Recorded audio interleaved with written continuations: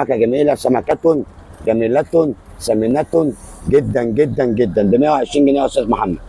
ده ب 120 جنيه يا استاذ محمد. طلع على النبي واللي صلى على النبي معانا كسبان يا استاذ محمد. عليه الصلاه والسلام. هنبتدي بالشبار الابيض يا استاذ محمد. قول لي بقى ايه بقى الشبار الابيض ده حاجه بسم الله ما شاء الله، ده الخمسه في الكيلو.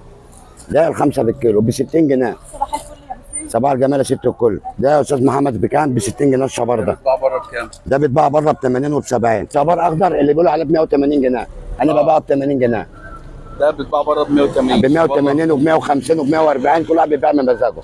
انا ببيع ب 80 جنيه جوده. اخضر مبطرخ في بعض واحده مبطرخه يا استاذ محمد. 80 جنيه. بعض واحده مبطرخه طب وايه تاني؟ ب 80 جنيه. عندي ده شبر، اسعار واحده. عندي شخرم. ده شخرم ده بتاع الجر. اه ده بتاع مراكب، بتاع مراكب الجر، مش بتاع شنشله ولا بتاع هبله. ده انا ببيعه ب 50 جنيه.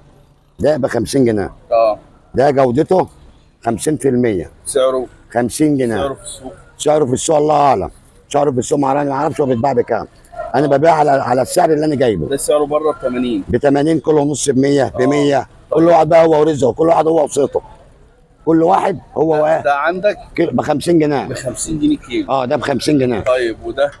ده والله العظيم اللي كان بيتباع ب 140 وب 130 وب 120، انا هبيعه النهارده ب 100 جنيه، وعشان خاطر الناس ما تزعلش منه وبراضي الناس ب 80 جنيه الكيلو. اي سمكايه يا استاذ محمد. ده ب 80 جنيه الكيلو عشان خاطر انا النهارده براضي الناس. انا النهارده ده ب 80 جنيه. ده ب 80 جنيه. سمك بتاع مزارع، مش بتاع كنال. ده بتاع مزارع. ده من 100 وكام؟ من 120 و140. النهارده انا هبيعه ب 80 جنيه، انا براضي الناس.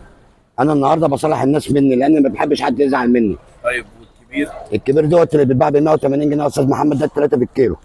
ده اللي بيتباع ب 180 جنيه، وناس بتقول ب 200 وناس بتقول ب 160. انا بقى النهارده ب 130 جنيه. ب 130 جنيه يا استاذ محمد. انا النهارده براضي الناس.